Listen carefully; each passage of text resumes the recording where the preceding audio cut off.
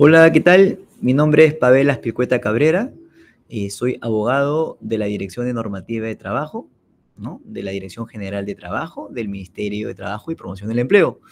En esta capacitación abordaremos el tema respecto a los dictámenes económicos laborales, ¿no?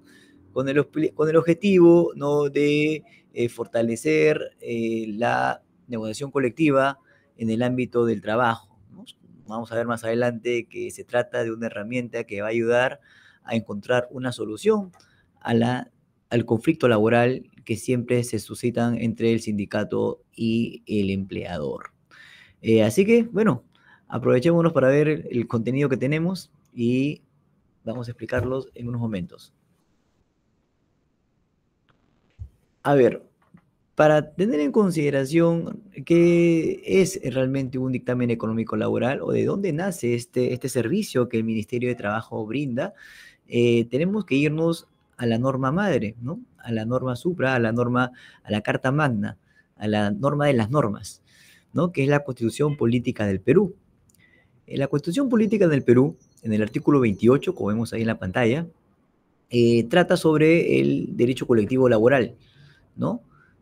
Y nos dice que el derecho colectivo laboral, ¿no?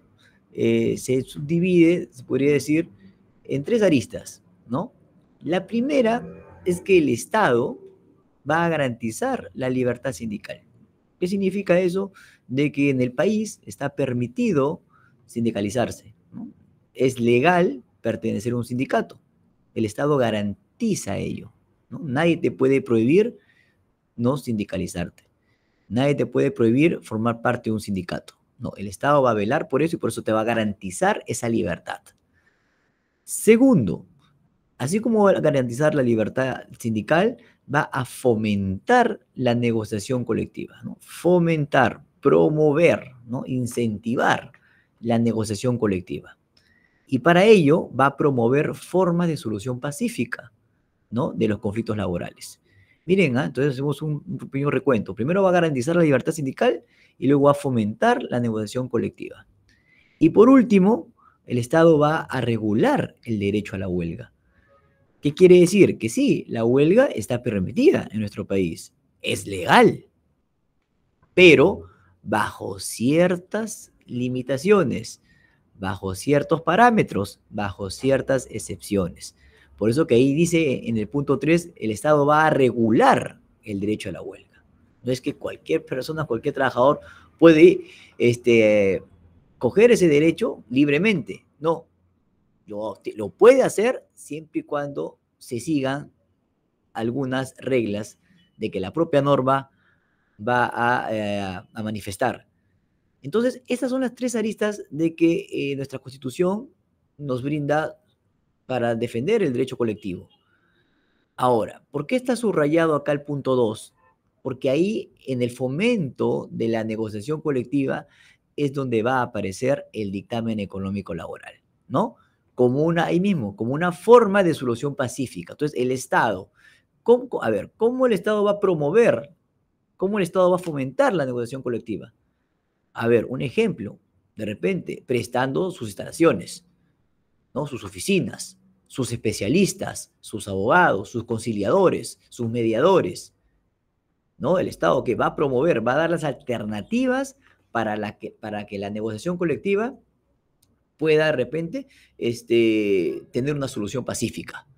Y en esas alternativas, en ese fomento, en esa promoción, aparece también el dictamen económico laboral como un servicio, ¿no? Como un producto realmente para que el Estado pone a disposición de las partes para poder solucionar este conflicto laboral. Vamos a ver que este dictamen económico laboral es un instrumento, es una herramienta, es un documento, ¿no? Que va a poner el Estado en la mesa de las partes para que puedan solucionar sus conflictos laborales.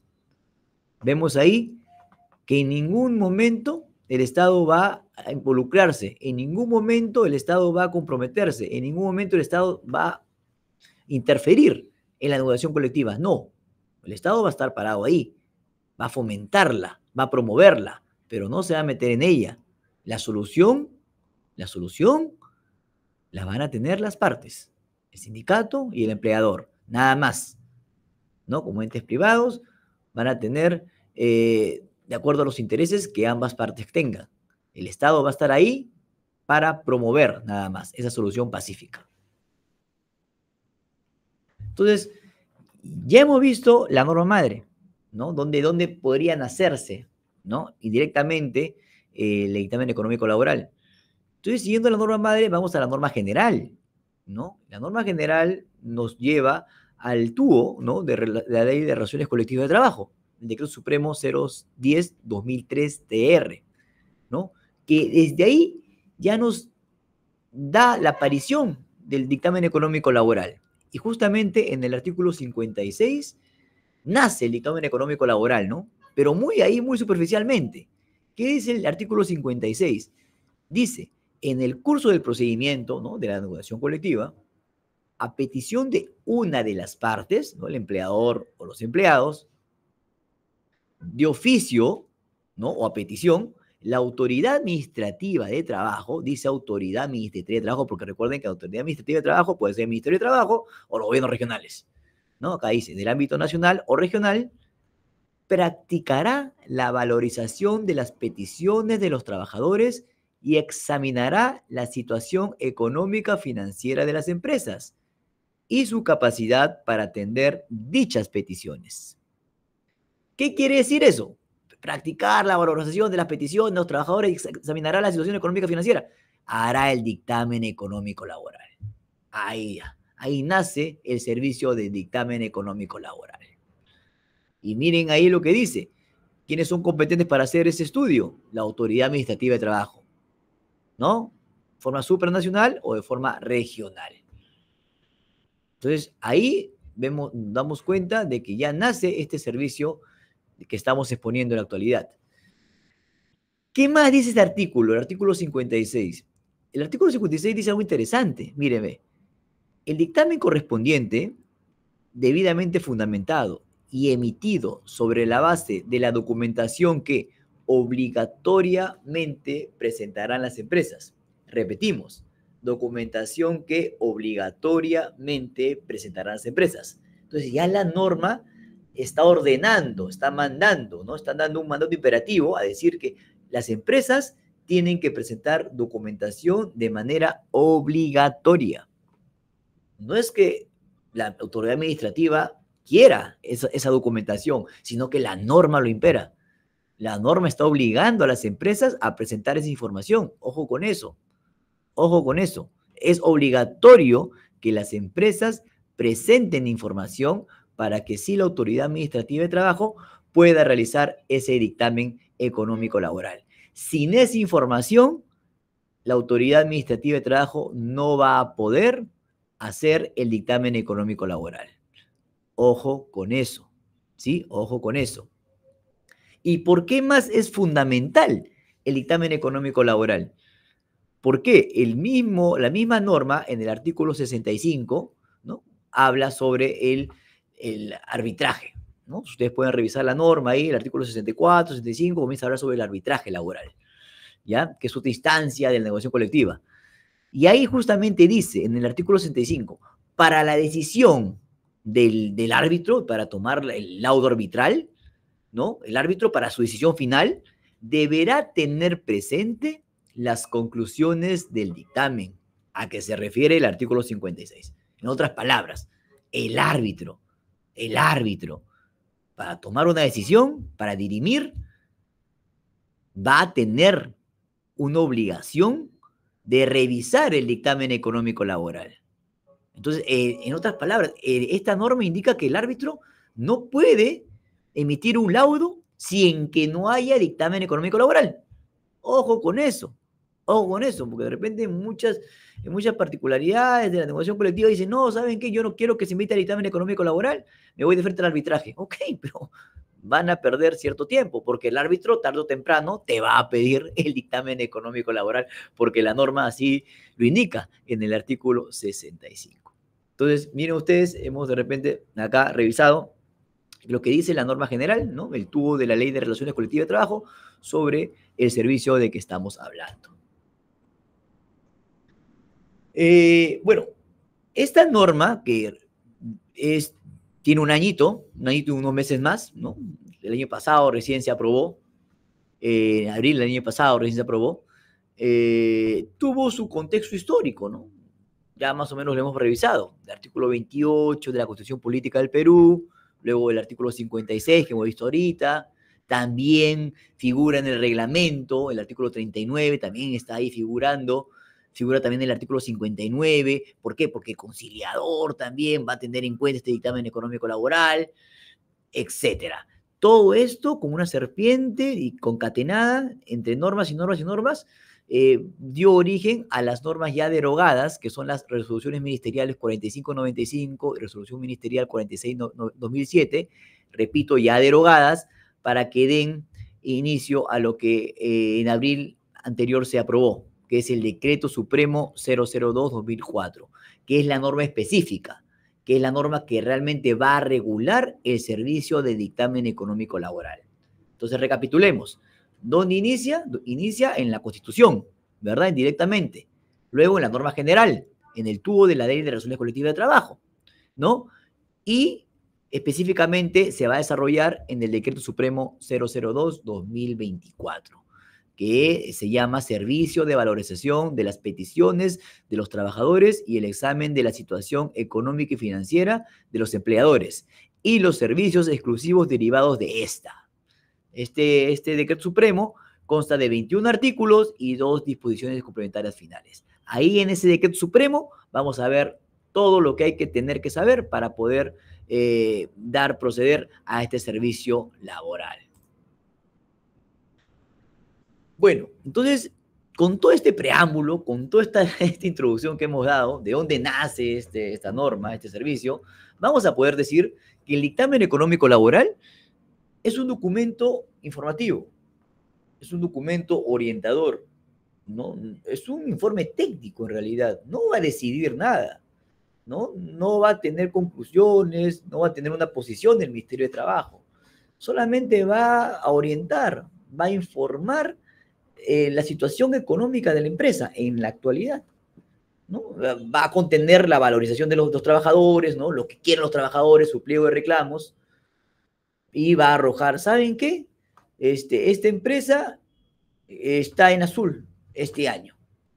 Esta empresa está en rojo este año. Y de acuerdo a ello, las partes van a tomar la decisión de mantener el pliego de reclamos, de cambiar el pliego de reclamos, de aceptar del pliego o no aceptar lo que es ello. Entonces, es el documento que la Autoridad Administrativa de Trabajo pone a la mesa a disposición de las partes. Para ello, va a reunir a una delegación de profesionales técnicos, estamos hablando de economistas, contadores, abogados, ¿no? Que van a examinar la relación económica de la empresa para poder hacer este documento informativo, ¿no? Y como repito, va a arrojar la realidad económica y laboral de la empresa en la actualidad.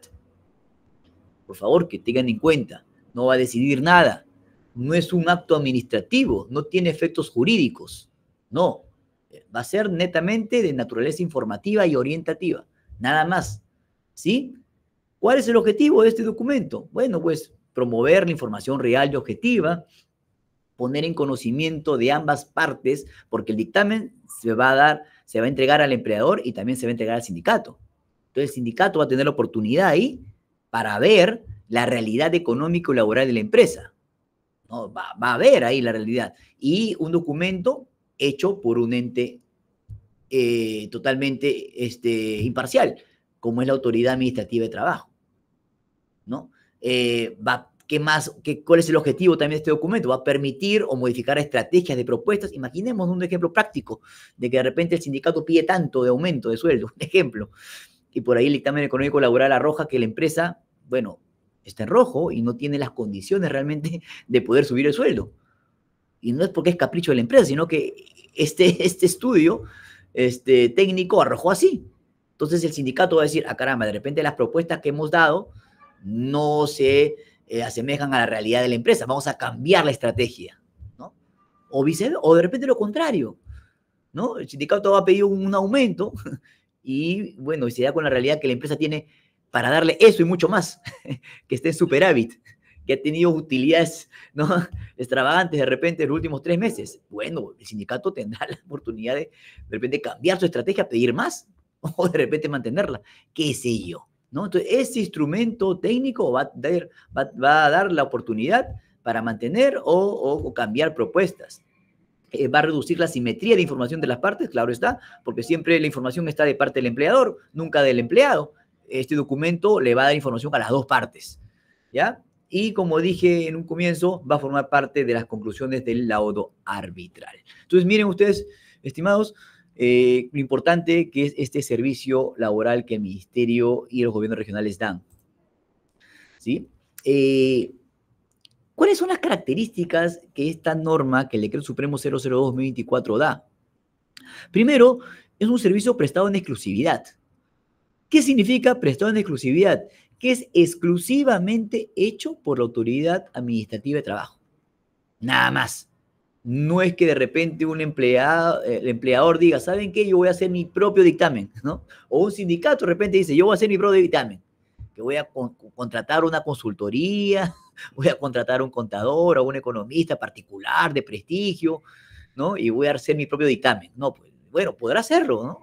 Pero en el curso de la negociación colectiva no va a tener valor alguno, porque la norma solamente le da exclusividad para la emisión de este documento a la Autoridad Administrativa de Trabajo. Nada más. ¿Por qué? Porque es un ente imparcial. Entonces, eso es un servicio prestado en exclusividad. Solamente lo puede hacer la Autoridad Administrativa de Trabajo. Nada más. Ojo con eso. Y es un servicio descentralizado, ¿no?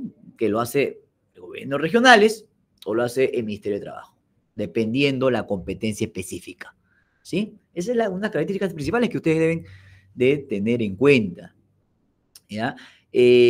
También este dictamen económico laboral se subdivide en 3 subservicios, se podría decir, ¿no? El primer dictamen económico laboral, el segundo dictamen económico laboral y el informe laboral. Hablemos un poco de ellos, ¿no? ¿Qué es el primer dictamen económico laboral? Bueno, eso es lo que estamos hablando desde ahorita, ¿no? Es el documento de que las partes piden a la autoridad administrativa elaborar para poder ayudar a una solución de una negociación colectiva. Es el primer documento. Ya. Ese documento que la autoridad administrativa emite se llama primer dictamen económico laboral. El primero, ya, perfecto. Pero ¿qué pasa? Una vez emitido ese dictamen económico laboral, siempre pues en la práctica, no solamente nacional, sino que ya en la historia de la humanidad, siempre un informe va a ser favorable a un grupo de personas y no favorable a otro grupo de personas. Eso es normal, ¿no es así? Si este dictamen económico laboral arroja de repente resultados que es positivo para el sindicato, obvio que la empresa va a reclamar. O viceversa, si este documento es positivo para la empresa, el sindicato va a reclamar.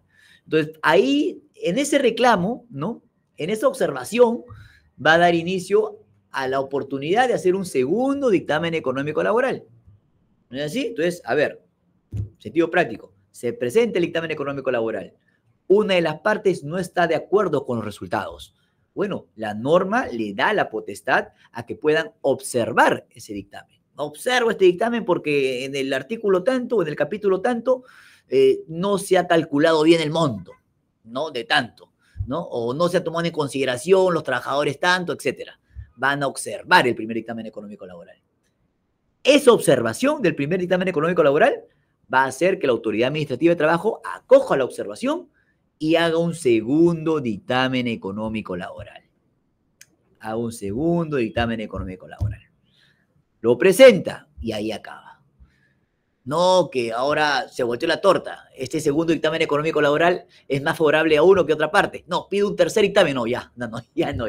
La norma no regula eso, ¿ya? La norma solamente regula hasta un segundo dictamen económico laboral. No hay un tercer dictamen. No hay un tercer dictamen. Lo que sí hay es un informe laboral. Informe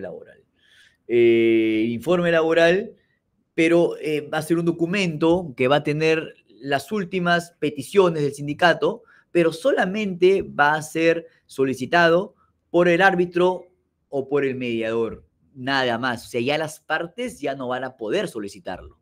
Las partes solamente solicitan el primer dictamen económico laboral y el segundo dictamen económico laboral. El informe laboral solamente va a ser solicitado por el tribunal arbitral o por el mediador. Nada más. Ojo con eso, ¿ya? Y bueno, y es un informe que, como repito, va a tener las conclusiones del dictamen observado, ¿no? Y las últimas peticiones laborales, ¿no? Del sindicato. Entonces, esos son los tres subservicios, ¿no? De que regula la norma. Ahí vemos un cuadrito en la pantalla que, bueno, que reafirma que son servicios prestados en exclusividad, que son descentralizados. Ahí dice algo que no es un procedimiento de impugnación, claro. O sea, como no es un acto administrativo, amigos, no cabe ahí la impugnación, ¿no? No cabe la reconsideración, la apelación, ¿no? Que estamos acostumbrados coloquialmente a decir. No. Lo que cabe ahí técnicamente es la observación, ¿no? Porque no se puede impugnar algo que no genere obligaciones, ¿no? Volvemos al comienzo. El dictamen económico laboral es un documento informativo, orientador. No genera obligaciones, no genera prohibiciones, ¿no? No te va a habilitar a hacer algo. Nada más es un instrumento técnico. Entonces no se puede impugnar. No genera efectos jurídicos. Se puede observar, pero no impugnar. Es lo mismo, bueno, pues habrá que discutir ahí una hora sobre ello, pero técnicamente la palabra correcta es observación y no impugnación. Y acá hay algo que resaltar. Es un documento y un servicio netamente dirigido al sector privado. Ojo con eso. ¿Ya? Y acá quiero enfatizarlo bastante, al sector privado, ¿no? Porque muchas veces de repente hay negociaciones colectivas de ámbito público, ¿no? Que nos presentan acá.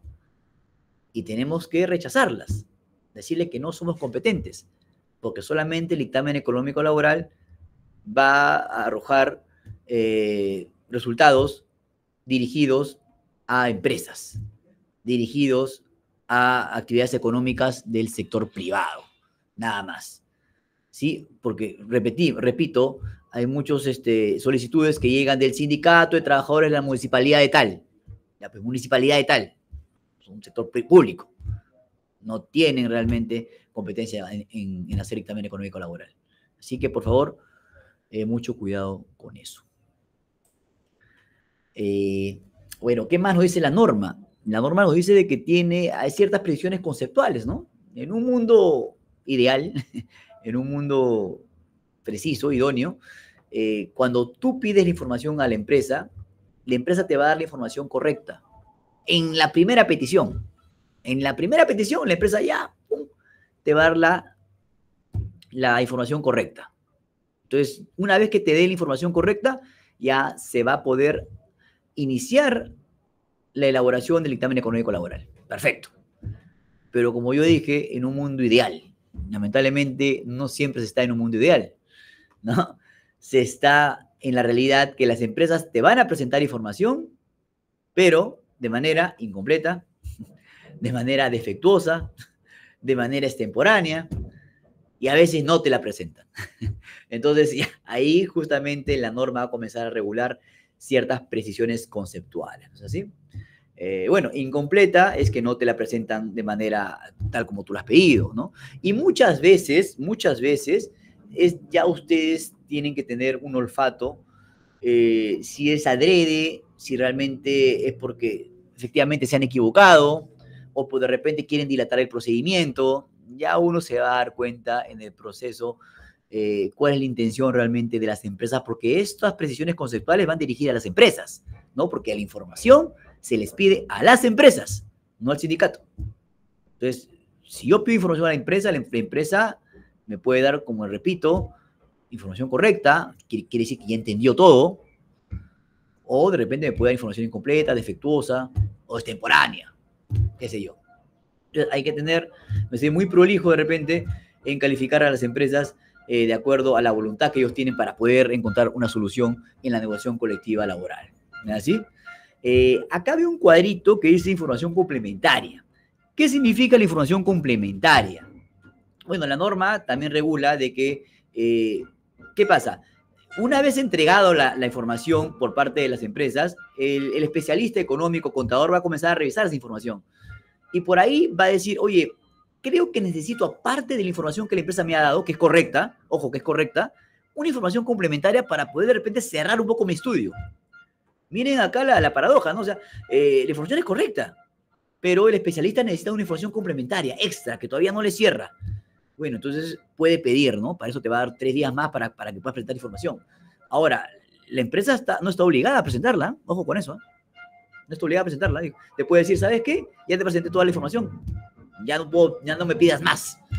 Bueno, si se niega a presentar esa información, en el dictamen que se va a elaborar, en una cápita va a decir, por si acaso se le pidió información complementaria a la empresa y se negó a presentarlo, nada más, ¿no? No va a incidir en el resultado del dictamen, pero ahí está. Para que tú quieras un producto perfecto, es necesario de repente cumplir con ese requerimiento del especialista, ¿no? Eso es.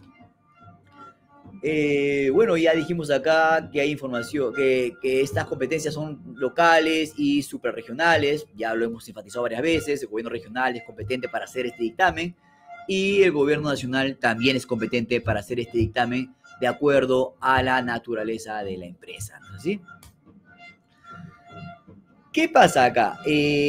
Nosotros, como Autoridad Administrativa de Trabajo, ¿no? El Ministerio de Trabajo, como ente rector del trabajo en el Perú, brindamos apoyo técnico a los gobiernos regionales, ¿no? A las direcciones regionales de trabajo y producción del empleo.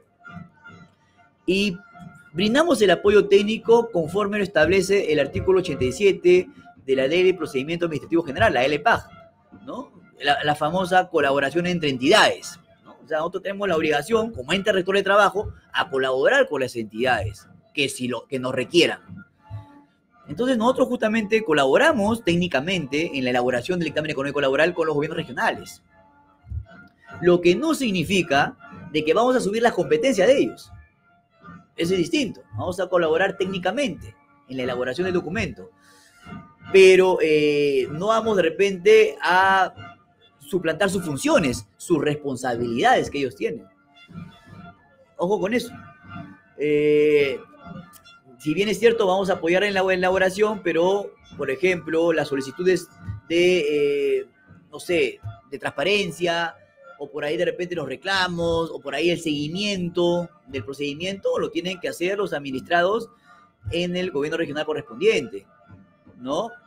¿Quiénes son los encargados de impulsar de oficio que se realicen los actos para que este servicio se lleve a cabo de manera célere? Pues es el gobierno regional. No es el gobierno central. Nosotros repetimos, el Ministerio de Trabajo es solamente apoyo técnico, nada más. No asumimos competencias que no nos competen. Haga redundancia, por favor. Bueno, y diciendo esto, ya vamos al procedimiento en sí. El procedimiento en sí, bueno, esta norma regula plazos, regula subsanaciones, prórrogas. Son días, ¿no?, que contar a partir de la presentación de información.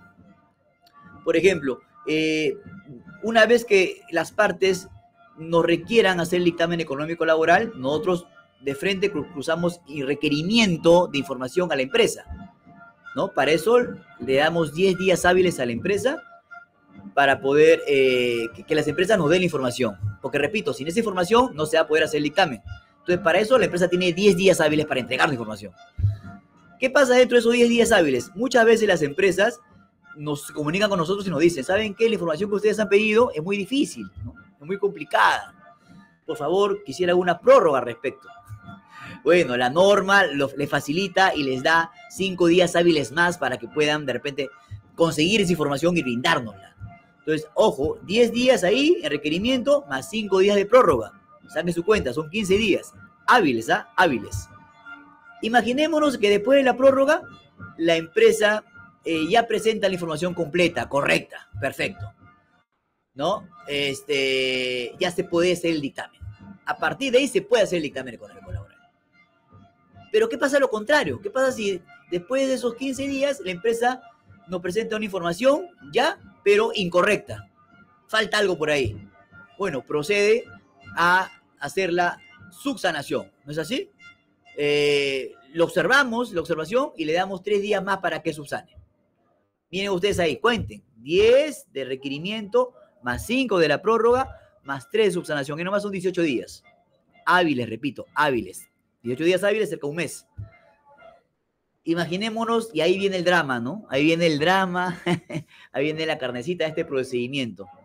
Y comienza el círculo vicioso, muchas veces, de la subsanación, ¿no? Lo observamos, subsanan. Lo observamos, subsanan. Lo observamos, subsanan. Y comienzan 3 días hábiles, 3 días hábiles, 3 días hábiles, y comienza, como le digo, el círculo vicioso, ¿no? Ya está en el criterio de cada autoridad administrativa cómo lo maneja. Cómo lo maneja. Entonces, queremos decir que en promedio, para requerir la información que nos permita hacer el dictamen económico laboral, es un promedio de un mes, ¿eh? Un mes calendario, ¿no? Para recién pedir la información y que esa información esté correcta. Una vez que la información esté correcta en las manos de la autoridad administrativa de trabajo, comienza ahí el día de los 30 días para poder hacer ese estudio, ¿no? Para que los especialistas, para que los contadores, para que los economistas se junten y puedan hacer ese estudio económico laboral. Para ello tienen 30 días más. Sumemos 30 días calendario, promedio, para requerir la información, más 30 días hábiles para hacer el dictamen. Estamos hablando de un promedio de 2 meses y medio, cerca de 3 meses, para que un estudio económico laboral pueda dar signos de vida. ¿Es así? Entonces, ese es los procedimientos para hacer un dictamen económico laboral. ¿Qué pasa si una vez pasados esos procedimientos, pasados esos plazos, se emite el dictamen económico laboral, pero sorpresa, como dijimos anteriormente, una de las partes lo observa? No me parece. Bueno, se da inicio al segundo dictamen económico laboral y también tiene sus plazos parecidos, ¿no? Pero ya no hay, a diferencia del primer dictamen, acá ya no hay que pedir la información a la empresa, porque ya la tenemos, sino que solamente hay que responder las observaciones que la empresa o el sindicato ha dado, nada más. Entonces, este segundo dictamen económico laboral va a ratificar o rectificar la información del primero, nada más. Y ya no se necesitan pues 30 días hábiles para hacerlo, ¿no? Más que 10 días, porque solamente son, como repito, responder las observaciones que cualquiera de las partes han vertido. Eso es, solamente son 10 días hábiles para la emisión del segundo dictamen económico laboral, ¿no? Más simple, más rápido, más sencillo, y como dice ahí la diapositiva, no hay tercer dictamen económico laboral. Acá también la norma nos especifica cuánto es el plazo que tenemos para observar el dictamen. No, la norma nos indica que hay 5 días hábiles. O sea, desde el día te notifican el primer dictamen económico laboral, te notificamos el primer dictamen económico laboral, cualquiera de las partes tiene 5 días hábiles para poder observarlo. Se pasan esos 5 días hábiles, ya no se puede observar, ¿eh? Ojo con eso, ¿no? Que sea bien específico con lo que dice la norma, principio de legalidad.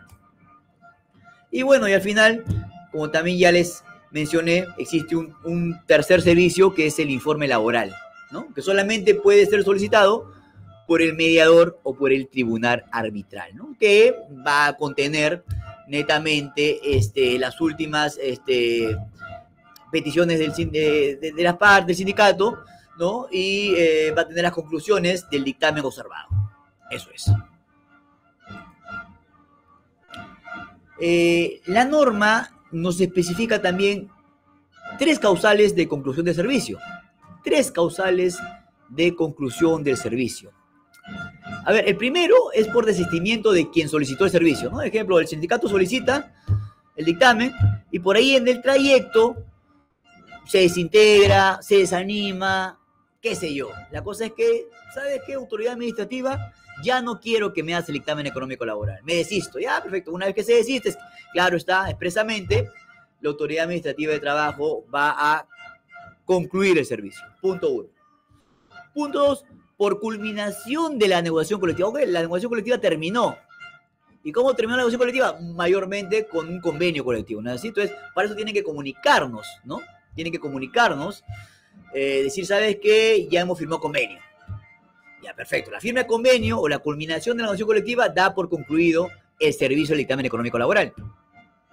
Y el tercer punto es importante, ¿no? Dice, por decisión motivada de la autoridad administrativa competente cuando se haya configurado la negativa a la presentación de la información solicitada o presentación incompleta o defectuosa. En otras palabras, cuando la empresa pues no quiera presentar tu información o cuando te presenta reiteradamente información incompleta o defectuosa, tú ya tienes la manija, la manejo de sartén para poder decidir si efectivamente das por concluido ese servicio, ¿no? La norma te faculta, la norma te tutela para decir, ¿saben qué? Ya mucha oportunidad, mucho tiempo, voy a cerrar el servicio porque simplemente la empresa no quiere apoyar en esto, porque simplemente la empresa ha mostrado no buena fe, no me da información que yo le requiero, entonces concluye el servicio. Ojo con eso, es una causal que la norma te avala. Y para finalizar, estimados amigos, esta norma también nos trae la aparición de la Autoridad Inspectiva del Trabajo, mejor conocido como la SUNAFIL, ¿verdad? Cuando la empresa, el empleador, se niega a dar información, tú tienes, o bueno, la Autoridad Administrativa de Trabajo tiene la posibilidad de poner en conocimiento a la SUNAFIL sobre esa renuencia, ¿no? Si la empresa no quiere entregar información 1, 2, 3 veces, se le cursa oficios, se le cursa cartas, se le invoca, se le suplica, se le llama y no quiere y no muestra una actitud positiva a la negociación colectiva, bueno, la Autoridad Administrativa de Trabajo tiene la posibilidad de decirle a la SUNAFIL, oye, apóyame, por favor, hazte presente, ¿no? Y actúa en el marco de tus competencias, ¿no es así? Entonces, la SUNAFIL va a implementar las medidas necesarias para que la empresa pueda presentar esa información que es fundamental para la emisión de la autoridad, para la emisión del dictamen económico laboral. ¿No es así? Recuerden que la Autoridad Administrativa de Trabajo no sanciona para nada. Quien sanciona es la Autoridad Inspectiva de Trabajo. Entonces, mucho realmente atención con este punto porque es siempre motivo de preguntas, motivo de debates en cada capacitación que tenemos, siempre la gran pregunta, ¿qué pasa si la empresa no me da información? ¿Qué pasa si la empresa? Bueno, ahí la norma te faculta para que puedas poner en conocimiento a la Autoridad Administrativa de Trabajo para que pueda realmente hacerse presente y por ahí de repente facilitar esa información que es tan requerida. Y bueno, para ya manera de despedirnos, estimados amigos, esta norma supletoriamente se va a regir por lo establecido en la LPAG, en la Ley de Procedimiento Administrativo General, la 27444, ¿no? ¿Por qué digo supletoriamente? Porque ustedes saben ya por principio del derecho de que nosotros regimos una norma específica, pero ante las falencias, ante los vacíos, ¿no? O de repente, para de repente impulsar más a la norma, podemos nosotros remitirnos a la norma general, que es la LPAG. Y más que todo en los principios del procedimiento administrativo, ¿no? Recuerden que esto es un servicio administrativo, pero se basa también en principios, en procedimientos, que por ejemplo son el derecho al administrado de ser notificado, al derecho del administrado de acceder al expediente, ¿no? Imagino que el sindicato, que es el más interesado en esto, siempre viene a decir, oye, ya esta emisión del dictamen está tomando su tiempito, quiero saber realmente cuál es el avance. Tengo derecho a acceder al expediente y se le tiene que dar, ¿no? Igual también a refutar los cargos. Oye, me parece que te has equivocado acá. Todo el principio del debido procedimiento que la LPAG contempla, ¿verdad? Y también otro principio importante que es el principio de impulso de oficio. Como siempre, cuando yo digo en mis capacitaciones, no es solamente, estimados, pedir la información, es impulsar, ¿no? Es hacer prácticas, hacer actos realmente que resulten convenientes para poder sacar adelante el servicio. Impulsar, llamar, seguir, buscar, impulsar. Recuerden que no solamente es un principio administrativo, sino que es un orden constitucional, ¿no es así? Vamos a fomentar la negociación colectiva. ¿Qué es el fomento? El impulso. Nada más que eso. Eso es, estimados amigos, de manera breve he tratado de explicarles jurídicamente lo que significa este servicio que nosotros brindamos, que es el dictamen económico laboral. Así que llegamos así al final de esta pequeña capacitación y los invitamos a que puedan descargar los materiales de apoyo en los enlaces correspondientes. Por mí, muchísimas gracias y ha sido realmente un honor tener este espacio. Gracias.